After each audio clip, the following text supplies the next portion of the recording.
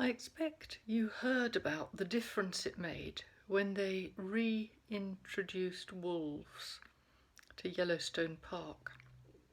It's fascinating to read about how they made all the difference in re-establishing and rebalancing the ecosystem there. Life as a whole is continually in a re-shifting balance, and our choices rebalance that all the time. It's when things go out of balance that ill health and decline arise.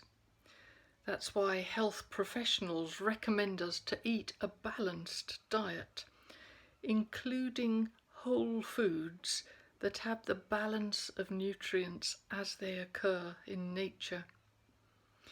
Though we can change the balance by adding, say, a cod liver oil or vitamin D pill, nutrients work better when they are balanced by the presence of other nutrients, often in just tiny trace amounts. This is why we take probiotics if we have needed antibiotic medicine for an infection, because if our gut flora goes out of balance as a result of the antibiotic, it can create new illness. It needs rebalancing. In our family lives and friendships, balance is also important to healthy relationship. In my early 20s, so I remembered it a very long time, I was struck by something a friend said to me that he'd just learned on a psychotherapy course. He said that in order to flourish, every relationship needs some aspect of mutuality. That is to say, it needs to work for both people, not just for one. It has to be balanced. You can see that if you look at nature. Pesticides, for instance. If we use Roundup on our crops and it kills the pollinators, then in time everything grinds to a halt. It has to work for the bees and for the plants, as well as the humans. We have to keep the balance, or everything starts hurting. In a very authoritarian family, where a parent is harsh and abusive and the children are afraid, there can be obedience, and the parent might be proud of that, but there is no healthy balance. The psychological growth of the children is distorted. In human society generally, we have taken care of mutuality by allocating roles, usually on the basis of age and gender. So, for instance, the man has to provide for the family and pay the bills, but the woman has to clean the house and cook the meals and do the laundry and care for the children. And the children do age-appropriate things like empty the waste paper baskets and polish shoes and tidy their toys away. This creates an effective balance of authority and responsibility, provided it all goes forward with kindness and understanding. But I personally welcome the social moves to challenge our binary, gender-based thinking and reimagine how to create balance and mutuality according to individual gifting and temperament, rather than traditional roles that work well for the majority but are disastrous for a minority. And in our Christian faith, there's a strong emphasis on sacrifice because of the centrality of Jesus, who opened the new and living way for us in laying down his life on the cross. This emphasis can be a very beautiful thing, helping to form kindness and noble character, but it can also be manipulated to become quite abusive, so that some people's needs and preferences are routinely ignored, and they are expected to sacrifice what matters to them in favour of the expectations of others. This is seen as their cross to bear, their sacrifice, their way of following Jesus. In thinking about rebalancing the ecosystem of the faith community to establish healthy mutuality in our relationships, a very good Bible study is Ephesians 5, which looks at the balance of the marriage relationship.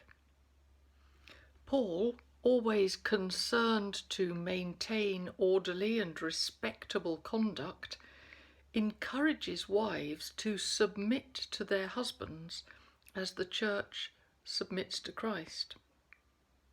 But then he instructs husbands to love their wives as Christ loved the church, laying down his life for us. In this model of Christian living, which fits comfortably within the expectations of social convention, the sacrificial giving of one partner is kept in balance by that of the other. It works because there is mutuality, and without mutuality, without balance, there will be no happiness and no flourishing. In the parable of the Good Samaritan that Grace read us, there is likewise a beautiful symmetry, a mutuality. As the Samaritan in the story was a good neighbour to the Jewish man who had been attacked, so in turn Jesus commends his Jewish listener to be kind and positive in his attitude to his Samaritan neighbours. This is what Hindus called karma, that inevitably what goes around comes around. It creates a cycle of kindness and allows society to balance healthily. Jesus doesn't say, love your neighbour instead of yourself, but love your neighbour as yourself. His teaching includes what is sometimes called the Golden Rule: do unto others as you would have them do unto you. The work of Christ and the reach of Christ are characterized by the presence of God's shalom, healing and reconciliation. This will always be characterized by cauldron energy, not sword energy, the egalitarian circle gathered round that nourishes and shares, not the top-down hierarchical domination of the leader standing before the serried ranks. The faith community is in balance, is healthy and strong and a force for good in the world when it is characterized by respect for all humanity and a concern for the well-being of creation, when there is a place for everyone.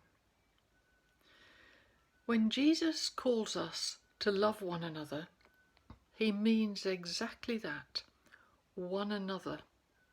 He doesn't mean for one person to have all their needs fulfilled and opinions enacted at the price of another person's suffering and exclusion. As our campfire time closes later this month and we move on into new circles of faith or take up our place in ones that have been in suspension, I commend you in choosing a place to be, to look for the way the energy flows. Look for cauldron energy and avoid the ones with sword energy. Look for mutuality and inclusion and avoid the ones that vilify those who see life differently. Look for the ones where women and men play equal roles, where children can make a meaningful contribution, and where lesbian, gay, bi and trans friends have an equal and unequivocal welcome. Health is always expressed as balance and inclusivity, and love cannot flourish long without mutuality.